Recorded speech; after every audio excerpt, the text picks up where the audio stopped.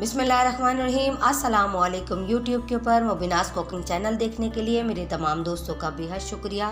जैसे कि आप सब जानते हैं कि विंटर का सीज़न है, इसमें लोग सी फूड बहुत शौक से खाते हैं, तो मैं भी आप लोगों के लिए प्राउन मसाला की रेसिपी लेकर आई हूँ। अगर आपको मेरी रेसिपी पसंद आ जाए तो इसको लाइक्स भी कर दीजिएगा और इसको मेरे स्टाइल से ज़रूर बनाइएगा।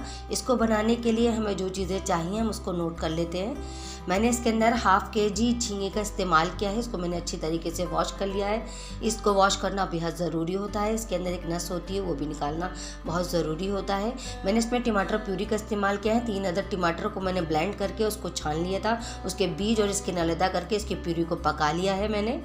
इसमें मैंने half tea spoon black pepper का इस्तेमाल किया, 1 टेबल स्पून लाल मिर्चों का पाउडर, हाफ़ टेबल स्पून हल्दी पाउडर, 1 टेबल स्पून देगी मिर्च और 1 टेबल स्पून सॉल्ट और 1/4 टीस्पून छोटी इलायची का पाउडर और आधी प्याली हरा धनिया और 10 से 12 साबुत काली मिर्चें।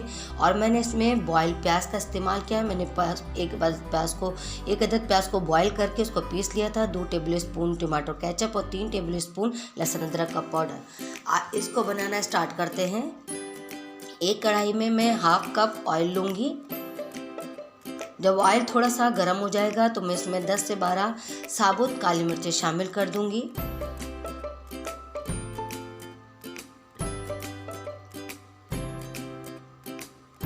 काली मिर्चें थोड़ी सी फ्राई हो जाएं तो इसके अंदर मैं बॉयल प्याज शामिल करूंगी। मैंने एक अदद प्याज लेके उसको बॉईल कर लिया था और उसको फिर मैंने ब्लेंडर की मदद से पीस लिया था। मैंने इसमें 3 टेबल स्पून लहसुन अदरक का पेस्ट शामिल कर दिया है। प्याज और लहसुन अदरक के पेस्ट को मैं अच्छी तरीके से फ्राई कर लूँगी।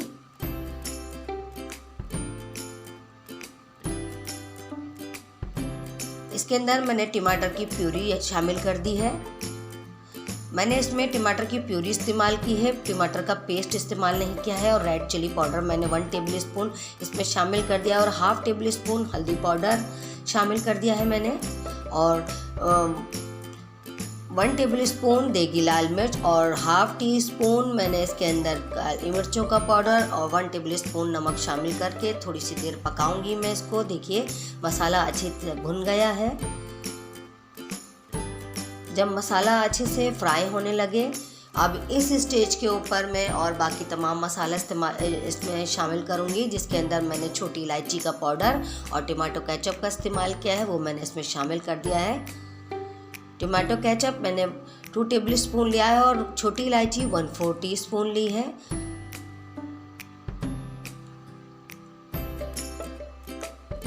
इसको मैं कवर करके 1 से 2 मिनट पकाऊंगी। देखिए मसाला अच्छे से भुन गया है, ऑयल भी ऊपर आ गया है। अब मैं इसमें 1/4 कप पानी शामिल करके इसमें मैंने झींगे शामिल कर दिए हैं। झींगे को हम ज़्यादा देर नहीं पकाते हैं। अगर मैं झींगे को ज़्यादा देर पकाऊंगी तो ये हार्ड हो जाएगा। इसको हार्डली 5 से 10 मिनट सिर्फ हम पकाते हैं। देखिए 5 से 10 मिनट हो गए हैं और झींगे भी अच्छे से पक गए हैं। अब इसमें मैं आखिर में हरा धनिया शामिल कर दूंगी। हमारी डिश बिल्कुल रेडी हो गई है। ये बहुत ही झटपट बन के तैयार हो जाती है। इसको आप रोटी के साथ, पराठे के साथ, जिस चीज़ के साथ भी चाहे सर्व कर सकते हैं। और मेरी रेसिपी अगर आपको पसंद आए तो मेरे चैनल को ज़रूर सब्सक्राइब करिए, बेल आइकन को दबाना हरगिज़ मत भूलिए ताकि हर आने वाली रेसिपी का नोटिफिकेशन सबसे पहले आपको पहुंचे। और ये बिल्कुल फ्री है। मुझे इंस्टाग्राम पे फॉलो करिए और मेरी रेसिपी को ज़रूर ट्राई करा कीजिए और मुझे फीडबैक दिया करिए। और मैं आइंदा भी अच्छी रेसिपी लेके आऊँगी। Thanks for watching. अल्लाह हाफिज़।